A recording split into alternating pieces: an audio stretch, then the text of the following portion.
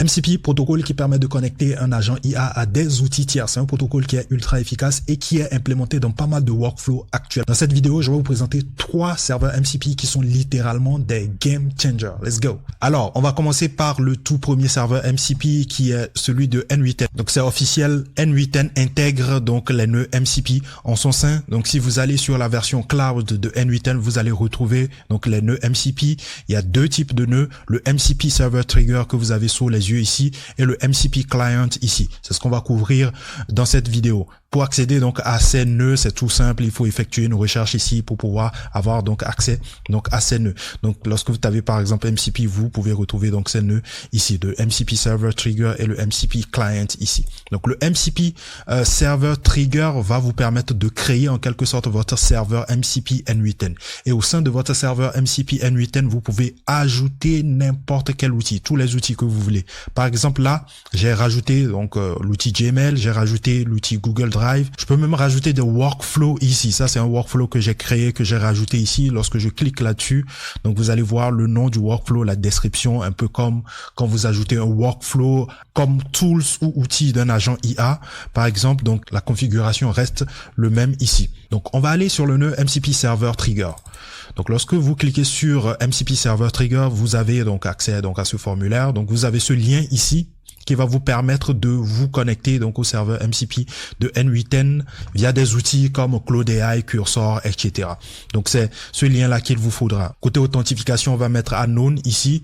Et ensuite, on a la partie PAF qui va vous permettre en quelque sorte de customiser, on va dire ça comme ça, le lien de votre serveur MCP. Donc là, je peux mettre par exemple MCP dose IA, YTB par exemple, je modifie le lien avec vous. Donc là, vous allez remarquer automatiquement que le lien SSE ici est modifié, surtout cette partie a été modifiée, MCP dose IA, YTB. Vous avez aussi un lien de production aussi qui est disponible ici.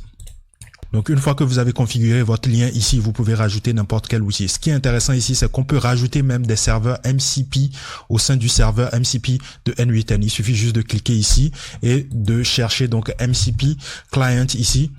Tac. Et directement, vous pouvez rajouter un serveur MCP au sein de votre serveur MCP N8N ici. Pour que votre serveur MCP N8N soit active, il faut donc activer votre workflow. Donc, il faut activer le workflow. Je l'active, je fais got it et c'est bon. Donc là, notre serveur MCP N8N est active. Maintenant, comment est-ce qu'on peut la configurer dans des outils comme Claude, Cursor, etc. Je vous montre comment est-ce que ça marche. On va d'abord aller sur Claude et je vais vous montrer comment configurer cela sur Claude. Donc voilà, je suis connecté à Claude et donc là vous allez remarquer qu'il y a 11 outils MCP qui sont disponibles ici. Je vais cliquer dessus. Donc ce sont des outils qui sont liés à mon serveur MCP File System. C'est un serveur MCP qui va permettre en quelque sorte à Claude de pouvoir avoir accès à mon système de fichiers pour pouvoir créer, supprimer des fichiers, créer des répertoires par exemple. Donc ce sont les outils de mon serveur MCP File System qui sont listés ici. Donc pour rajouter notre serveur MCP N8N, ce qu'il faut faire, c'est tout simplement aller dans le menu ici, cliquer sur Fichier. Une fois que vous êtes dans Fichier, vous avez d'autres sous-menus ici. On va aller dans Paramètres. Donc, une fois que vous êtes dans Paramètres, vous aurez encore 2 autres menus ici, Général et Développeur.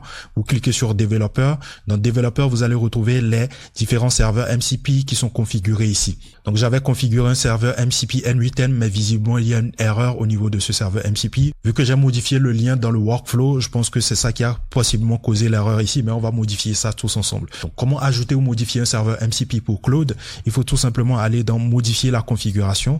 Donc lorsque vous cliquez sur modifier la configuration, il vous ramène directement dans le répertoire où se trouve le fichier de configuration des serveurs MCP de Claude. Donc vous cliquez donc sur ce fichier là, je vais l'ouvrir, elle va s'ouvrir normalement sous mon VS Code. Et donc là vous avez la structure du fichier de configuration des serveurs MCP. Donc vous avez mon serveur MCP File System ici avec donc voilà sa config ici et vous avez donc mon serveur MCP N8N que j'avais rajouté en amont avant cette vidéo ici. Donc pour rajouter un serveur MCP N8N, c'est tout ce qu'il vous faut. Donc il vous faut juste rajouter cette partie-là, le NPI, le -y super gateway -SSE. Ce qui va changer dans votre configuration, c'est l'URL ici. Donc vu que j'ai changé l'URL SSE ici, donc il va falloir que je la modifie aussi ici. Donc il va falloir retourner dans mon workflow N8N ici. Ensuite, je vais sélectionner donc le MCP server trigger ici. Donc, je vais copier tout simplement l'URL de production ici. Ensuite, je vais retourner dans VS Code pour pouvoir modifier tout simplement l'URL. Donc, l'URL est modifiée. Donc, voilà, on a MCP 12 IAYTB ici. Donc, c'est bon, j'enregistre. Et une fois enregistré, ce qu'on va faire ici, c'est qu'on va tout simplement fermer Claude et ensuite le rouvrir. Parce que Claude ne prend pas en compte en temps réel les configurations, les modifications qui sont faites sur le fichier de configuration des serveurs MCP. Donc, on va rouvrir Claude à nouveau. Donc là, c'est bon. On a désormais 14 outils. Avant, on en avait 11 et ces 11 outils, c'était lié donc au serveur MCP File System dont je vous ai parlé. Là, maintenant, on a de nouveaux outils qui se sont rajoutés. Je pense que 3 outils se sont rajoutés, ce qui correspond donc au workflow que j'ai créé ici dans mon serveur MCP. J'ai rajouté 3 outils ici. Donc, cet outil, Google Drive et puis Gmail ici. Donc, ça fait 3. Donc, normalement, on a les 3 outils qui sont présents ici. On va vérifier ça ensemble. Donc là, on a le Gmail ici. Tout juste en bas, vous avez le nom du serveur. Donc, ça provient de N8N. Pareil aussi pour le Google Drive qui provient du serveur N8N. Vous avez aussi une description ici. Et donc ensuite, on a le 3e outil ici qui est venu se rajouter ici, qui crée et poste du contenu sur les réseaux sociaux, qui provient aussi du serveur N8N. Et donc, c'est le workflow que j'ai rajouté à mon serveur MCP ici. Donc, on va faire un petit focus sur la partie workflow ici. Lorsque vous rajoutez, par exemple, un workflow dans votre serveur N8N, il est important de mettre une description. Cela va permettre aux outils comme Claude de pouvoir comprendre ce que fait concrètement votre workflow. Donc, voilà, la partie description, elle est primordiale ici. Donc, on retourne sur Claude. On va tester notre serveur MCP N8N. Donc, ce qu'on va faire ici, on va tester l'envoi de mail. Et donc, voilà, le prompt ici, c'était d'envoyer par mail les statistiques de vente de la PS5 en 2024. Et donc, c'est bon, l'email avec les statistiques a été envoyé avec succès. Donc, c'est ce qu'il me dit ici. Et donc, si vous déroulez ici, vous allez voir les différentes actions. Ici, vous avez le destinataire. Ce destinataire, il n'existe pas parce que je lui ai pas spécifié l'adresse mail à laquelle ils ont envoyé le mail. Je vais le lui spécifier dans le prochain prompt. Donc, voici les statistiques. Vous avez le message ici. Donc, vous avez donc le corps de votre email qui est présent ici. Et donc, ce qui est intéressant, c'est qu'il a su directement qu'il fallait utiliser le module Gmail pour pouvoir envoyer le mail ici. Donc là, ce qu'on va faire, on va lui demander de l'envoyer donc à dozit@gmail.com. Donc ce qu'il va faire, on a les statistiques ici et le message tout juste en bas. Donc on va vérifier si le mail a été envoyé sur la boîte mail. Donc voilà, c'est bon. Donc le mail a été envoyé. Bonjour, voici les statistiques de la PlayStation 5 pour voilà 2024. Donc voilà, le mail a été bel et bien envoyé. Maintenant, je vais vous montrer comment est-ce que vous pouvez rajouter un serveur MCP N8N sur Cursor. Donc voilà, on est sur Cursor. Pour rajouter un serveur MCP sur Cursor, c'est assez simple. Il faut aller dans File ici, aller dans Préférences ici et aller dans Cursor Setting ici. Et donc, lorsque vous allez dans MCP ici, vous allez remarquer qu'on n'a pas encore de serveur MCP. Pour rajouter un serveur MCP, il faut cliquer tout simplement sur Add New Global MCP Server. Donc, vous allez tout simplement être redirigé vers ce fichier MCP JSON. Donc, j'avais déjà mis en place la structure MCP Server ici. Donc, ce qu'il me faut ici, c'est tout simplement rajouter le serveur MCP N8N ici dans la partie MCP Server. Donc, ce qu'on va faire, on va retourner tout simplement dans Cloud Desktop Config JSON où on a déjà la configuration du serveur N8N ici. On va reprendre tout simplement la partie N8N et tout simplement venir le coller ici. Et donc, lorsqu'on retourne au niveau du Cursor Settings ici, vous avez le serveur MCP qui apparaît ici, le serveur MCP de N8N qui apparaît ici avec la liste de tous les outils qu'on a rajoutés, le Post, Social Media, le Google Drive et Gmail qui apparaît ici. Donc, voilà comment est-ce que vous pouvez rajouter le serveur MCP de N8N sous Cursor. Donc, maintenant, on revient sur N8N directement ici. Donc, au niveau du N8N MCP Client ici, donc, ce que vous pouvez faire, c'est que une fois que vous avez créé votre serveur MCP et que vous avez créé un agent qui aura besoin, par exemple, des outils présent dans votre serveur MCP ici, vous allez faire appel au MCP Client ici. Lorsque vous cliquez ici, il vous suffira tout simplement de renseigner donc le SSE Endpoint ici. Donc vous mettez tout simplement le lien de votre serveur MCP SSE ici. Vous allez tout simplement dans le MCP Server Trigger ici, vous allez sur l'URL de production, vous copiez tout simplement l'URL SSE, vous revenez tout simplement au niveau de MCP client et vous copiez tout simplement l'URL SSE ici et le tour est joué. Donc on n'a pas besoin d'authentification, donc on va mettre l'authentification à none. Par défaut, l'authentification sera à none. Et donc voilà, parfait, notre agent peut désormais utiliser les outils disponibles sur le serveur MCP. Donc là, je vais demander à l'agent la liste des outils. Donc là, il va chercher la liste des outils présents dans mon serveur MCP. Et donc là, directement, il me dit post social media. Donc c'est le workflow que j'ai rajouté dans mon serveur MCP, ainsi que Google Drive ici que j'ai rajouté et le Gmail ici. Donc voici la liste de ces 3 outils qui sont disponibles sur mon serveur MCP. Donc voilà tout pour le serveur MCP de N8N. Deuxième serveur MCP qui je pense est un véritable game changer, c'est le serveur MCP de Zapier. Vous n'êtes pas sans savoir qu'il n'y a pas tous les outils disponibles sur N8N. Il y a certains outils qui ne sont pas disponibles sur N8N qui sont disponibles sur Zapier.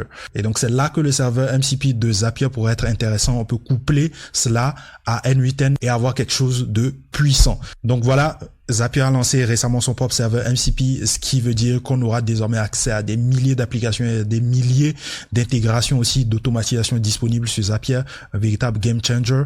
Donc pour configurer donc le serveur MCP de Zapier, il suffit juste d'aller dans Get Started ici. Donc une fois que vous cliquez là-dessus, vous avez accès donc à votre lien SSE ici. Donc faites attention, c'est une URL que vous ne devez pas révéler à n'importe qui. Donc pour pouvoir avoir accès donc au serveur MCP de Zapier, il nous faudra cette URL. Donc je vais la copier en attendant. Et maintenant, on peut éditer des actions au sein de ce serveur MCP. Donc on va aller dans Edit MCP Action ici. Et dans MCP Edit Action ici, donc vous pourrez désormais configurer, rajouter les modules que vous avez envie de rajouter sur le serveur MCP tout simplement. Là, j'ai mon module Gmail que j'ai rajouté récemment.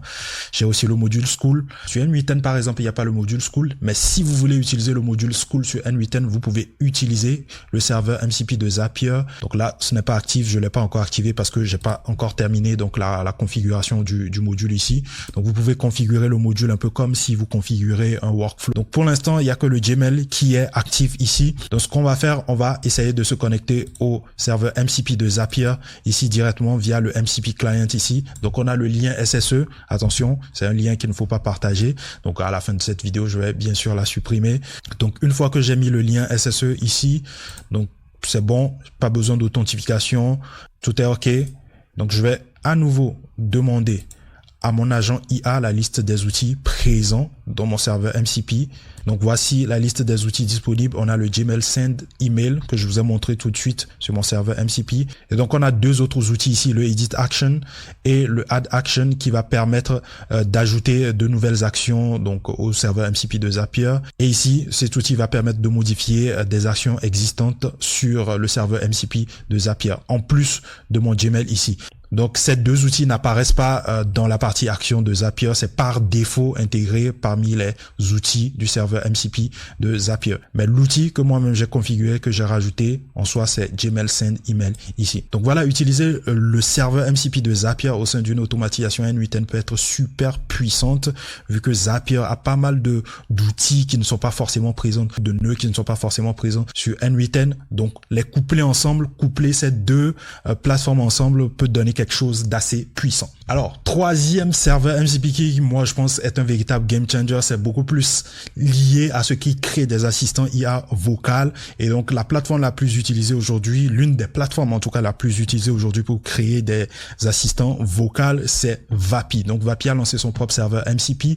Et donc, pour y accéder, il faut juste entrer cette URL mcp.vapi.ai. De toutes les façons, toutes les URL, tout ce que j'aborde comme outils ou documentation dans cette vidéo, tout cela sera disponible dans la partie ressources dans la communauté. Donc, n'hésitez pas à rejoindre la communauté School. Le lien est tout simplement en description. Donc là, on a une sorte d'invite de commande qui nous permet d'avoir des infos sur le serveur MCP de Vapi. Donc, si j'entends par exemple info, j'ai la version du serveur MCP ici. Si j'entends par exemple help, normalement j'ai la liste des commandes que je peux entrer ici. Donc là j'ai le help, info, endpoint ici, docs, matrix et clear ici. Donc voilà. Donc le help me permet d'avoir la liste de tout ça. Et donc je peux entrer par exemple endpoint ici pour avoir les endpoints du serveur MCP. Donc, je pense que pour l'instant, le endpoint qui est disponible ici, c'est le /SSE. Donc, c'est le endpoint qui est disponible ici. Maintenant, comment est-ce qu'on peut intégrer le serveur MCP de VAPI au sein d'un workflow N8N. Donc c'est ce qui va nous intéresser ici. Pour avoir toutes les infos d'intégration du serveur MCP de VAPI au sein d'un workflow N8N ou même au sein de Claude ou de Cursor par exemple, donc il va falloir accéder donc au GitHub ici. Le lien du GitHub sera dans la ressource, ne vous inquiétez pas. Donc pour l'intégrer par exemple dans le client de Claude, par exemple dans le Claude Desktop Config File, il faut juste entrer cette partie. Ce qu'il vous faudra ici, il vous faudra quand même une authentification ici, une clé API ici pour pouvoir donc vous authentifier en quelque sorte sur le serveur.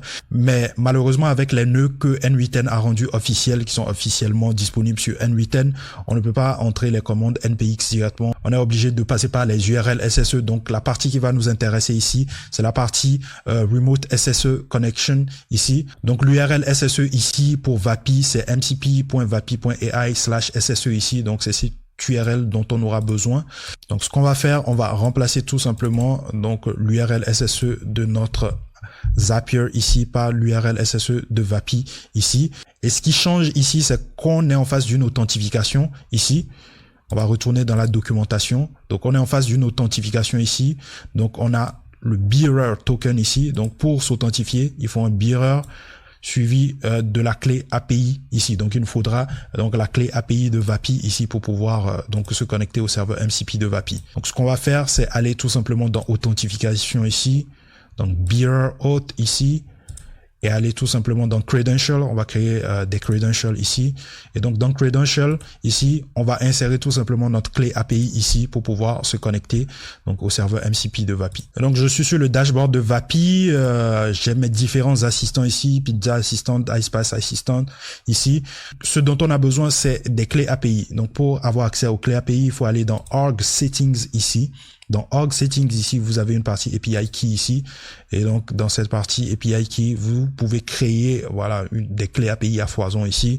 Donc je vais choisir la clé API N8N ici, je la copie, je retourne dans mon workflow N8N, et je viens tout simplement coller la clé API ici, je fais save et le tour est joué. Normalement c'est bon, c'est ok, on peut se connecter désormais à notre serveur MCP VAPI ici. Donc ce que je vais faire, c'est réinitialiser mon chat ici, donc lui redemander à nouveau la liste des outils. Normalement, il est censé nous lister la liste des assistants disponibles sur VAPI. Donc, j'ai deux assistants que je vous ai montré tout de suite. Le Pizza Assistant, donc c'est bon. Il nous affiche donc les assistants qui sont disponibles, le Pizza Assistant et le iSpace Assistant. Donc, via le serveur MCP de VAPI, on peut désormais modifier des assistants. On peut modifier les paramètres des assistants, la voix, le fournisseur par exemple, même le modèle LLM utilisé, et on peut même créer de nouveaux assistants directement via le serveur MCP de VAPI juste en promptant avec un agent par exemple. Donc voilà les trois serveurs MCP que je trouve assez intéressant, hein. Voilà, dites-moi ce que vous en pensez tout simplement en commentaire. Est-ce que vous avez déjà intégré voilà les serveurs MCP de Zapier? Est-ce que vous utilisez déjà ces serveurs MCP? Est-ce que vous utilisez déjà les serveurs MCP de VAPI? Dites-moi tout en commentaire. Est-ce que vous avez rencontré des points bloquants? N'hésitez pas à tout me dire en commentaire. D'ici là, moi je vous retrouve à la prochaine, et toutes les ressources mentionnées dans cette vidéo seront dispo dans la communauté. N'hésitez pas à rejoindre la communauté, et si vous avez besoin de mes compétences sur des projets liés à l'intelligence artificielle, des automatisations à développer, n'hésitez pas à réserver les calls en description. J'aide aussi les particuliers aussi à monter en compétences, donc n'hésitez pas à réserver un call en description. Allez, c'était Mr. OP, peace out.